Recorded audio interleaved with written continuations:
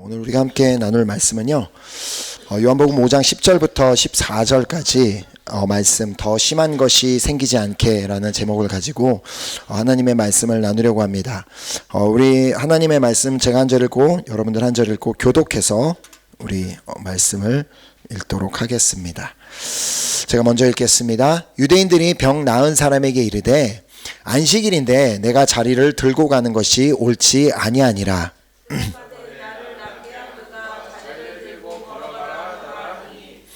그들이 묻되 너에게 자리를 들고 걸어가라 한 사람이 누구냐 하되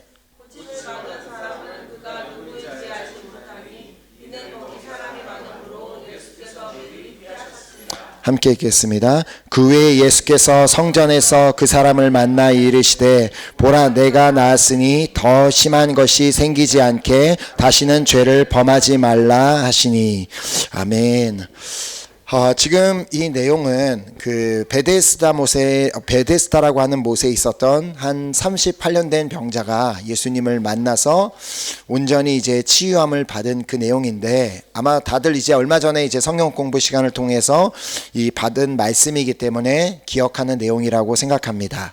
자, 오늘 이 시간에는 이 사람이 이제 예수님을 만났고 그 예수님을 통하여 이제 드디어 치유함을 받은 후에 그 후에 있었던 일에 대해서 이 말씀을 나누려고 합니다. 사실 이제 오늘 이렇게 기도 모임을 생각하면서 원래 이제 다른 어떤 말씀을 나누려고 이제 생각을 하고 이제 준비를 할까 했었는데 이 내용, 지금 이 분의 내용에 대해서 이제 수요일 날 그 불어 성경 공부 시간에 같이 나누면서 이 내용을 다시 좀 이렇게 나누었으면 너무나 좋겠다라는 그 감동을 주셔서 이 말씀을 나누게 되었습니다. 자, 이 38년 된 병자가 이제 예수님을 이제 만나 치유함을 받은 뒤 예수님께서 뭐라고 그 사람에게 하셨냐면 네 자리를 들고 이제 걸어가라라고 말씀하셨기에 그 사람은 그 예수님이 네 자리를 들고 걸어가라 하니까 그냥 그 말씀 그대로 자신의 자리를 들고 걸어가게 되는데, 자, 그 모습을 본 유대인들이 그를 질책하는 모습이 10절에 이제 담겨져 있습니다. 10절에 보면 유대인들이 병 나은 사람에게 이르되 안식일인데 내가 자리를 들고 가는 것이 옳지 아니하니라. 지금 이 유대인들이 하는 말은 사실 뭐 이렇게 틀린 말은 아니었습니다. 자, 그러나 지금 그 사람에게 그 사람을 보면서 그 안식일에 대한 그러한 규례를 가르치기보다는 사실 먼저 그 사람이 그 38년 동안 앓고 있던 그 병에서 치유받게 되었음에, 그가 온전히 회복되었음에 먼저 그와 함께 기뻐해 주는 것이 우선이 되어야 하지 않았을까라는 그런 생각을 하게 됩니다. 자, 그 사람을 보면서 아니 혹시 당신 베데스다 못이라는 곳에 거기에 계시던 분 아닙니까? 아니 분명히 저기에 되게 오랫동안 있었던 걸로 알고 있는데, 맨날 아파서 누워있던 걸로 알고 있는데, 아니 도대체 어떻게 이렇게 멀쩡해져서 지금 걸어가고 있는 것입니까? 아니 어떻게 이렇게 무슨 일이 일어나는 건지 몰라도 아무튼 축하합니다. 이렇게 건강해져서 너무 좋은데, 그래도 아무리 그게 좋아도 오늘은 안식일이니까 그 자리를 들고 걸어가는 건 좀 조심했어야지. 빨리 집에 들어가세요. 이렇게 말했으면 좋았을 텐데 그게 아니라 그들은 그냥 일방적으로 네가 지금 안식일인데 뭐 하고 있는 거냐고 그 사람을 혼내기만 바빴습니다. 자, 지금 그 사람이 38년 만에 그 병에서, 그 지긋지긋한 병에서 치유와 자유함을 얻게 되었든지 말든지, 치유함을 받았든지 말든지 아무런 상관없이 그냥 그는 율법을 어겼다는 그 사실 하나만으로 그를 나무라고 있었던 것입니다.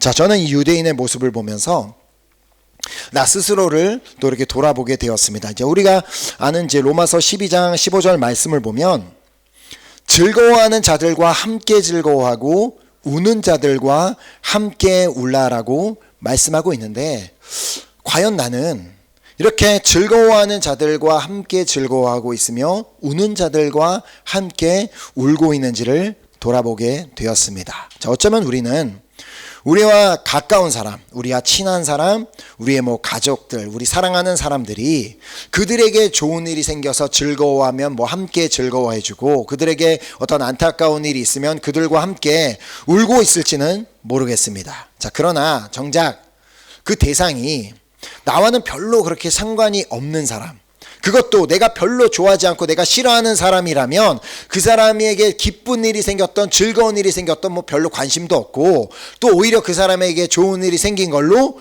배아파할 수도 있고, 또 그 사람이 뭐 울고 있던 뭐 이렇게 막 낙심해 있던 관심도 없거나, 또 오히려 속으로 좋아하고 있을지도 모릅니다. 그래, 쌤통이다, 잘 됐다, 저렇게 됐어야 됐나 하면서 그렇게 좋아하고 있을지도 모른다는 것입니다. 자, 결국에는 우리 안에 어떤 마음이 있어야 하냐면 이웃을 사랑하는 그 마음이 있어야 한다는 것입니다. 자, 예수님께서 주신 그 계명, 예수님께서 이렇게 중점적으로 말씀하신 두 가지 큰 계명 중에 하나가 하나님을 사랑하는 것, 그리고 내 이웃을 내 몸과 같이 사랑하는 것, 바로 그 마음이 우리 안에 있어야 한다는 것인데, 과연 우리가 이 세상을 살면서 주변에 내 마음에 드는 사람이 몇 명이나 있겠습니까? 뭐 마음에 드는 사람이 있을 수도 있지만 그 사람은 정말 내가 만나는 사람 중에 극히 일부분의 사람들만 우리의 마음에 들게 될 텐데, 그런데 우리가 또 반대로 한번 생각해 봐야 하는 것은, 내가 그렇게 뭐 이 사람은 내 마음에 들고 저 사람 마음에 안 든다고 생각한다면 과연 나는 얼마나 다른 사람들에게 마음에 드는 사람인가, 얼마나 많은 사람들이 나를 마음에 들어하고 있을까를 우리가 한번 생각해 봐야 한다는 것입니다. 자, 우리는 주님의 말씀대로 이렇게 내 이웃을 정말 내 몸과 같이, 내 자신과 같이 사랑할 때, 이렇게 유대인들처럼 38년 된 병자와 함께 기뻐해 주지는 못할 망정 그 사람을 비판하는 일은 없게 될 줄 믿습니다. 자, 그렇다면 그는 도대체 왜 그 치유함을 받고 자기의 자리를 들고 가던 사람을 비판했던 것일까요? 자, 아까도 말씀드렸듯이 그 유대인들이 했던 말이 틀린 말은 아니었습니다. 자, 왜냐하면 이 안식일에 대한 그 규례를 그들이 너무나도 잘 알고 있었기 때문인데요. 자, 하나님께서는 모세를 통하여 이스라엘 백성들에게 이 안식일에 대해 매우 엄격한 그러한 규례를 주셨음을 볼 수 있습니다. 자, 출애굽기 31장 14절 말씀을 보면, 너희는 안식일을 지킬지니 이는 너희에게 거룩한 날이 됨이니라. 그날을 더럽히는 자는 모두 죽일지며 그날에 일하는 자는 모두 그 백성 중에서 그 생명이 끊어지리라. 자, 이처럼 그 안식일에 대한 규례를 어기는 사람은 그냥 바로 죽임을 당해야 될 정도로 하나님께서는 매우 정말 엄격하게 그 안식일에 대해서 말씀해 주셨습니다. 자, 뿐만 아니라 출애굽기 35장에 보면 안식일에는 집에 불도 피우지 말라라고, 즉 안식일에는 먹을 것도 만들지 말라라고 그렇게 말씀해 주셨습니다. 자, 그래서 제가 이전에 그 신학교 다닐 때 그 유대교에 대해서 이렇게 가르치는 선생님이 오셔서 자기네들이 지금도 어떻게 그 유대인 그 율법을 지키고 있는지 설명을 해 주셨는데, 그분이 해 주셨던 말씀이 이렇게 주일에는, 안식일에는 불도 피우지 말라고 하셨기 때문에 그날엔 요리를 안 하기에 그 전날, 그 다음날 먹을 모든 음식을 다 미리 준비해 놓는다고 합니다. 그리고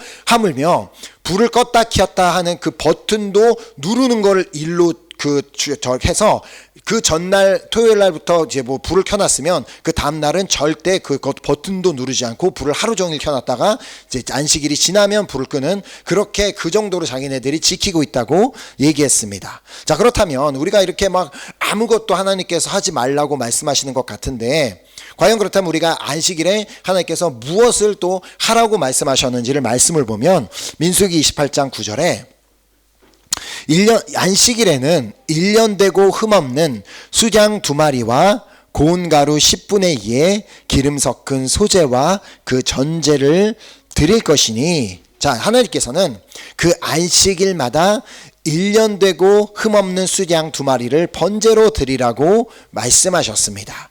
자, 그런데 그 번제를 드리기 위해서는 반드시 해야 하는 일이 있었습니다. 하나님께서 아무 일도 하지 말라고 하셨지만 그러나 이 번제를 드리기 위해서는 해야 하는 일이 있었는데, 먼저는 그 수장 중에서, 자신이 갖고 있는 수장 중에서 아무런 흠이 없는 수장을 골라야만 했습니다. 자, 그리고 그것을 골랐다면 이제는 그 수장을 데리고 마치 그 치유받은, 그 38년 만에 치유받은 사람이 자신의 자리를 들고 가는 것처럼 그 양을 성전까지 아무런 흠이 생기지 않게 조심스럽게 가져와야 하는 일이 또 있었습니다. 그런데 혹시라도 가는 길에 그 양이 넘어졌다거나 뭐에 부딪혔다거나 뭐 그런 일이 생겼으면 다시 집으로 돌아가서 멀쩡한 양을 다시 골라서 다시 갖고 와야 되는 그런 일을 해야 됐습니다. 자, 그것이 끝이 아니라 이제 그것을 이 앞까지 성전까지 끌고 왔으면 이제는 그 양의 머리에 이제 손을 얹어서 자신의 죄를 전가시키고 그 다음에 그 양을 잡아야 되는데, 자신이 갖고 있는 그 칼로 그 양의 목을 찌르던 어디를 찔러서 그 양을 죽이고, 그리고 그 양의 가죽을 다 일일이 벗기고 그 다음에 다 이렇게 다 토막토막을 내서 제사장에게 넘겨주면 이제 제사장이 그것을 불 위에 살라서 제단에 올려놓고 불에 태우는 그런 그 과정이 있었습니다. 자, 그러니까 한마디로 안식일은 온전히 주님을 위해 드리는 날, 그러니까 주님을 위해 드리는 것 외에는 사실상 다른 것을 할 수 있는 시간이 없었습니다. 자, 이렇게 매 안식일마다 자신의 번제물을 선택해서 가지고 오고 또 그 번제물을 막 스스로 죽이고 가죽을 벗기고 자르는 과정을 거쳤다면 사실상 안식일에 다른 것을 할 수 있는 시간적인 여유는 없었음을 의미합니다. 자, 그런데 주님께서 굳이 안식일에 다른 일은 아무것도 하지 말라라고 말씀하셨다는 것은 결국 하나님께서 말씀하신 그대로 번제를 드리지 않고 다른 짓을 하고 있었음을 의미하는 것입니다. 이것이 바로 예수님께서 성전에 들어가셔서 그곳에 매매하고 있는 사람들의 막 상을 뒤엎으시며 그들을 다 내쫓으신 이유입니다. 왜냐하면 이제 사람들이 더 이상은 막 귀찮게 막 자신들의 먼 집에서부터 그 동물을 선택해서 동물을 끌고 오는 그 과정을 다 건너뛰고 그 대신 돈을 들고 와서 성전에 와서 그 양을 파는 사람들을 찾아가서 거기서 괜찮은 양을 돈 주고 사서 그렇게 제물로 바치는 그런 일을 그 예수님의 시대에 유대인들이 행하고 있었기 때문이었습니다. 자, 그러니까 결국 그 치유함을 받은 사람은 안식일에 자기 자리를 들고 가는 것에 있어서 아무런 문제가 없었습니다. 왜냐하면 그는 안식일에 주님이 하라고 하신 것을 그냥 행하고 있었을 뿐이었기 때문입니다. 자, 주님께서 안식일에 제물을 가져오라 하는 것처럼 그것을 하라는 것을 해야 했던 것처럼 주님께서 그 사람을 향해 너 자리를 들고 걸어가라고 주님이 말씀하셔서 들고 가는 거 있었기 때문에 아무런 문제가 없었다는 것입니다. 자, 뿐만 아니라 마태복음 12장 8절에 보면 예수님께서 인자는 안식일의 주인이니라 이렇게 말씀을 하셨기 때문에 안식일의 주인인 분이 너 자리를 들고 걸어가라고 말씀하셨고 그분의 말씀에 순종해서 그대로 자리를 들고 걸어간 것이기 때문에 그가 안식일에 그걸 들고 가든 말든 아무런 문제가 없었던 것입니다. 자, 그러나 그는 이렇게 자신을 치유하여 주시고 또 자신에게 자리를 들고 걸어가라고 한 분이 누구인지는 사실 정확하게 알지는 못했습니다. 자, 그래서 유대인들이 그를 보면서 야, 너는 왜 이 안식일에 네 자리를 들고 그렇게 걸어가고 있느냐라고 그렇게 막 그를 향해 질책을 했을 때 그가 이제 11절에 보면 대답하되 나를 낫게 한 그가 자리를 들고 걸어가라 했습니다. 자, 그렇게 막 그 얘기를 듣자 유대인들은 다시 또 그에게 묻습니다. 그들이 묻되 너에게 자리를 들고 걸어가라 한 사람이 누구냐 되 고침을 받은 사람은 그가 누구인지 알지 못하니 이는 거기 사람이 많음으로 예수께서 이미 피하셨음이라. 자, 여기서 이제 한 가지 이제 우리가 갖게 되는 이제 의문이 뭐냐면 도대체 왜 예수님은 그 사람에게 자신이 누군지를 밝히지 아니하시고 그 자리를 피하셨을까라는 것입니다. 자, 그 이유는 여기 방금 말씀이 기록하고 있는 것처럼 거기에 사람이 많았기 때문이었습니다. 근데 그 자리에 많았던 사람들은 예수님이 누군지를 알기를 원하고 예수님을 경배하고 예배하고 예수님의 말씀을 듣기를 원하는 사람들이 아니라 그 수많은 그 유대인들은 도대체 너에게 이 자리를 들고 가라고 한 그 안식일도 지키지 않는, 안식일을 범하게 만드는 그 사람이 누구냐, 바로 그런 데에 그 사람들, 모든 사람들이 다 초점을 맞추고 그 자를 정죄하려고 했기 때문에 예수님은 그 치유받은 사람을 위해 그 자리를 미리 피해 주셨던 것입니다. 자, 그래서 예수님께서는 그 자리를 피해 따로 그 사람을 이제 성전에서 만나 주시는 장면이 이제 14절에 기록되어 있습니다. 자, 그 후에 예수께서 성전에서 그 사람을 만나 이르시되 보라, 내가 나았으니 더 심한 것이 생기지 않게 다시는 죄를 범하지 말라 하시니. 자, 여기서 우리는 그냥 읽는 내용이지만 사실 그 사람이 성전에서 예수님을 만났다는 것 자체가 매우 큰 의미를 가지고 있습니다. 자, 왜냐하면 지금 그 뜻이 뭐냐면 예수님께서 그에게 내 자리를 들고 걸어가라고 하셔서 지금 그 사람은 자리를 들고 걸어가고 있었는데 그가 어디를 향해 걸어가고 있었냐면 바로 성전을 향해 걸어가고 있었음을 의미하기 때문입니다. 자, 그가 38년 동안 아파서 꼼짝 못하고 그 베데스다 못 가에 그렇게 누워 있었다면 그 뜻은 38년 동안 그는 단 한 번도 자유롭게 성전에 찾아가서 자신이 마음껏 주님을 예배하는 그런 기회가 없었고, 그래야 자신이 이제 치유함을 받아서 그 자리를 들고 그 성전을 향해 그렇게 나아가고 있었지만 사람들은 그냥 그의 겉모습만은 보면서 판단하고 있었던 것입니다. 자, 우리도 이렇게 얼마나 많은 실수를 사실 삶에서 저지르고 있는지 모릅니다. 누군가를 보면서 내 생각과 좀 다르다고, 내 기준과 좀 다르다고 그냥 그 사람의 겉모습만을 보고 그렇게 판단하는 실수를 우리가 너무나도 쉽게 저지르고 있다는 것입니다. 자, 우리가 어떻게 그 사람의 속에 있는 사정을 다 알 수 있겠습니까? 그 사람이 지금 그런 행동을 할 때 어떤 사정이 있어서 어떤 이유가 있어서 행동하는 것을, 그런 거는 묻고 따지고 할 것도 없이 그냥 보여지는 것으로 저렇게 하면 안 되지, 왜 저렇게 하냐며 그냥 마치 우리가 그 사람에 대해서 다 아는 것처럼, 그 사람의 상황에 대해서 다 아는 것처럼 그렇게 쉽게 판단을 해버리는 경우가 있다는 것입니다. 자, 이렇게 우리가 다른 사람을 쉽게 판단하지 말아야 하는 이유가 무엇인지를 예수님께서 누가복음 6장 37절에 말씀해 주셨습니다. 비판하지 말라. 그리하면 너희가 비판을 받지 않을 것이요. 나는 비판받는 거 싫어하면서 다른 사람 막 비판하면 그거 말도 안 되는 소리 하지 말라. 비판하지 말라. 그리하면 너희가 비판을 받지 않을 것이요. 정죄하지 말라. 그리하면 너희가 정죄를 받지 않을 것이요. 용서하라. 그리하면 너희가 용서를 받을 것이요. 아멘. 자, 결국에는 다 나에게 돌아오게 되어 있다는 것입니다. 다 내가 좀 저 사람보다 잘난 것 같아서 비판하고 정죄하고 막 그 누군가를 용서하지 않으면 그것이 결국 너에게 돌아오기 때문에 너희가 비판하지도 정죄하지도 말고 또 반드시 용서해야 함을 말씀하신 것입니다. 자, 그 자리에 있던 그 누구도 그 사람이 그 자리를 들고 어디로 가고 있는지 아무도 알지 못했기에 그냥 보이는 대로 판단하고 있었지만 예수님은 알고 계셨기에 성전에 가서 그를 만나 주셨던 것입니다. 자, 그리고 그에게 매우 중요한 말씀을 하십니다. 다시 14절로 돌아가서 예수께서 그 사람을 만나 이르시되 내가 나았으니 더 심한 것이 생기지 않게 다시는 죄를 범하지 말라 하시니. 자, 예수님께서 지금 그를 찾아가셔서 다시 만나셔서 다시는 죄를 범하지 말라라고 말씀하신 거는 어떤 의미예요? 지금까지 그가 어떤 죄를 범하고 있었음을 의미합니다. 다시는 죄를 범하지 말라는 건 이미 짓고 있던 죄를 범하지 말라라는 말씀이기 때문입니다.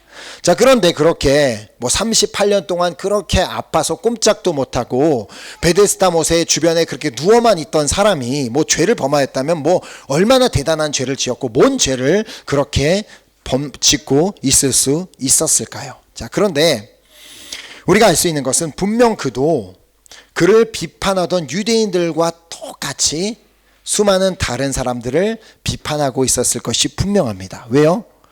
예수님께서 그를 찾아와서 그에게 이제 내가 낫고자 하느냐라고 물으셨을 때 그가 했던 답에서 그 답을 이제 찾게 되는데 7절에 보면 병자가 대답하되 주여 물이 움직일 때에 나를 못에 넣어주는 사람이 없어 내가 가는 동안에 다른 사람이 먼저 내려가나이다. 이 그냥 문장만 봐도 이 사람의 말 속에 언어 속에 얼마나 많은 원망함 그리고 그런 판단이 담겨져 있음을 보게 됩니다. 자, 물이 움직일 때에 자신이 먼저 그 못에 내려갈 수 있도록 도와주는 사람만 있었다면, 누군가가 있었다면 자신은 진작에 치유함을 받을 수 있었을 텐데, 이렇게 나를 끝까지 도와주지 않은 나의 가족, 나의 친구, 나의 주변 사람들을 그동안 얼마나 그가 원망을 하고 판단을 하고 있었는지를 보여주는 장면입니다.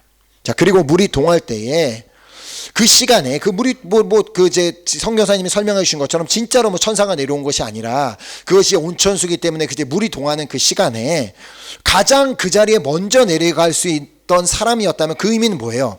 그 자리에 있었던 수많은 사람보다 가장 상태가 양호한 사람, 가장 심각한 병이 아니라 그냥 좀 피부병 정도 앓고 있는 사람이라면 1등으로 뛰어가는 게 문제가 없겠죠. 그러면 그 사람이 그렇게 뛰어가는 것을 보면서 그 38년 된 병자는 진짜 저 사람은 여기 온 지 얼마 되지도 않으면서 어떻게 정말 저렇게 자기만 생각하냐고, 나는 여기에 지금 이렇게 오랫동안 누워있는데 나는 불쌍하지도 않은 건가, 자기만 생각하는 저런 사람이 있어라며 진짜 너무하다 그러면서 그런 마음을 그가 분명히 품고 그 자리에 누워 있었을 것이라는 것입니다. 자, 그래서 예수님께서는 그를 찾아가셔서 얘야, 이제 너가 그렇게 너를 지긋지긋하게 고생하게 만들던 38년 된 그 병, 그 병에서 나았으니까 더 이상 너는 그 사람들을 판단하는 죄를 범할 이유가 없으니까 이제는 판단하지 말라, 그 죄를 더 이상 범하지 말라라고 말씀하셨던 것입니다. 자, 그리고 그가 다시는 그 죄를 범하지 말아야 하는 이유를 말씀하셨는데 그것이 뭐라고요? 바로 그에게 더 심한 것이 생길 위험이 있기 때문이다라고 말씀하셨습니다. 자, 그렇다면 그에게 더 심한 것이 생길 수 있다라는 말은 그가 더 심각한 병에 걸릴 수 있다라는 그런 말이었을까요? 아니요. 그보다는 그가 더 심한 죄를 범할 가능성이 있었음을 말씀하여 주신 것입니다. 더 심각한 어떤 병에 걸리기보다는 그가 지금까지 지어오던 그 죄보다 더 심각한 죄를 지을 수 있다는 것을 말씀하셨는데, 그 이유는 그가 지금까지는 38년 동안 그 아파서 누워 있었기 때문에 자유롭게 돌아다니지 못했습니다. 그러니까 자기가 가보고 싶었던 곳에 마음껏 가보지도 못했고, 자기가 만나고 싶었던 사람을 마음껏 만나지 못하고 오직 그냥 한 곳에 누워 있어야만 했습니다. 자, 그러니까 어떻게 보면 건강한 사람보다는 죄를 범할 기회가 조금은 더 적었다라고 볼 수 있습니다. 자, 그러나 지금 그가 병에서 38년 동안 그렇게 지긋지긋하게 고생하던 그 병에서 완전하게 깨끗하게 치유함을 받았기에 이제 그는 어디든 마음대로 자신이 가고 싶은 곳에 갈 수 있는 상황이 허락되었고, 누구든지 만나고 싶은 사람을 만날 수 있는 상황이 허락되었음을 의미합니다. 결국 그는 치유함을 받음으로 오히려 이제 더 심각한 죄를 범할 수 있는 환경에 노출이 되고 만 것입니다. 치유함을 받은 것은 매우 기쁘고 감사할 일인 것은 분명한 사실이지만, 오히려 그가 치유함을 받았기 때문에 더 안 좋은 일이 생길 수 있음을 예수님께서는 아셨기에 그를 찾아오셔서 보라, 내가 나았으니 더 심한 것이 생기지 않게 다시는 죄를 범하지 말라라고 말씀하셨던 것입니다. 자, 우리 주님은 분명히 우리의 그 어떠한 문제도 다 해결해 주실 수 있는 분이시고, 우리의 건강도 다 회복시켜 주실 수 있는 분이시고, 우리가 구하는 모든 것을 주실 수 있는 분이십니다. 자, 그러나 그분이 내가 그분께 그렇게 간절히 구하는 것을 주시지 않는 이유는, 주시지 못하는 이유가 있을 수도 있음을 우리는 알아야 합니다. 이제 내가 그렇게 나를 고생하게 만들던 나의 건강의 문제로부터 회복이 되었기 때문에, 지긋지긋하게 나의 삶을 붙잡고 좀 얽아매고 있던 그 문제에서 이제는 해방이 되었기 때문에, 이제는 내가 구하던 것을 얻었기 때문에, 마치 그 탕자처럼 아버지께 구하던 것을 얻었기 때문에 오히려 내가 더 많은 죄를 범할 수 있는 가능성이 있기에 주님께서는 우리가 구한 것을 응답하시지 않을 수 있다는 말입니다. 자, 그러니까 어떻게 보면 그 38년 된 병자가 치유함을 받은 것은 너무나도 감사하고 기쁜 일인 것은 분명한 사실이지만, 그러나 오히려 그것이 그에게 독이 될 수도 있었다는 것입니다. 그를 찾아오셔서 너가 이렇게 치유함을 받고 이제 성전에 올 수 있는 그 자유가 생겼지만, 그러나 너가 이제는 치유함을 받았기 때문에, 그 자유함이 생겼기 때문에 그 예배로 성전에 나오는 것만으로 끝나는 것이 아니라 이제는 앞으로의 너의 삶이 더 중요하다는 것을 그에게 말씀해 주기를 원하셨던 것입니다. 자, 사도 바울 역시도 자신에게 있었던 질병을 치유해 달라고 그렇게도 간절히 구했지만 응답을 받지 못했는데, 그 이유를 자신이 이제 깨닫고 이렇게 고백했습니다. 고린도후서 12장 7절에 여러 계시를 받은 것이 지극히 크므로 너무 자만하지 않게 하시려고 내 육체의 가시 곧 사탄의 사자를 주셨으니 이는 나를 쳐서 너무 자만하지 않게 하려 하심이라. 아멘. 어떻게 보면 우리도 똑같을 수 있습니다. 우리가 그렇게 뭔가 간절히 구하는 것이 있는데 그것이 응답해 주시지 않는 이유, 내가 자만해질까 봐, 그 응답받고 나면 교만해질까 봐 하나님께서 응답해 주시지 않을 수 있다는 것입니다. 결국 하나님께서는 사도 바울이 늘 그 자신에게 남아있는 그 질병으로 인해 그가 늘 깨어있을 수 있도록, 그래야 그가 늘 주님만을 바라볼 수 있도록 그의 병을 치유하여 주시지 않으셨다는 것입니다. 자, 그러니까 우리도 우리가 구하는 것을 그대로 주시지 않는 것이 오히려 응답일 수도 있다는 것입니다. 자, 바울은 그 사실을 깨닫고 이렇게 고백합니다. 9절에 나에게 이르시기를 내 은혜가 내게 족하도다. 이는 내 능력이 약한 데서 온전하여짐이라 하신지라.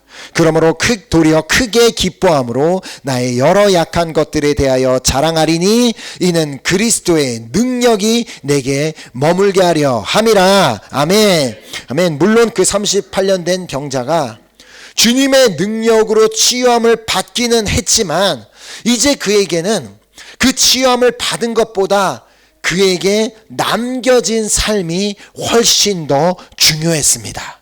그 치유함을 받았다는 그 기적을 체험한 것이 중요한 것이 아니라, 이제는 치유함을 받은 다음에 하루하루의 삶이 너무나 더 중요했다는 것입니다.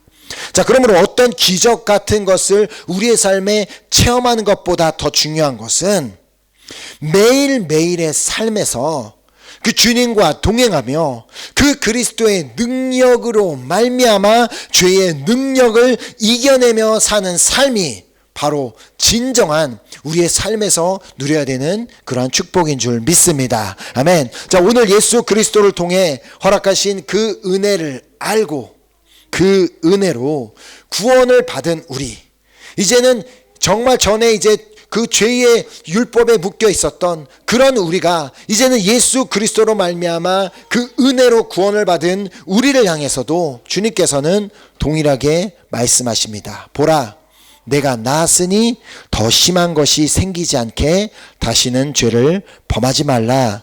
자, 오늘 이 주님의 음성을 듣고 우리의 삶에 더 심한 것이 생기지 않도록 날마다 주님과 동행하는 삶을 살며 그렇게 그리스도의 능력으로 죄를 범하지 않게 되는 그러한 여러분과 제가 되기를 예수 그리스도의 이름으로 축복합니다. 아멘. 또한 우리가 구한 그대로, 우리가 구하는, 그렇게 간절히 구한 그대로 하나님께서 응답하여 주시지 않는다 할지라도 그 안에는 다 하나님의 뜻이 있고 이유가 있고 오히려 나를 위해서 내가 구한 것을 주시지 않고 계실 수 있음을, 그것을 또 우리가 믿고 그 주님의 시간을 또 주님의 때를 그 믿음으로 기다리는 또 여러분과 제가 되기를 간절히 소망하며 축복합니다. 아멘. 이 시간 우리 함께 우리 다시 우리 찬양 드리고 우리 같이 우리 결단하는 우리 기도하는 시간 갖도록 하겠습니다.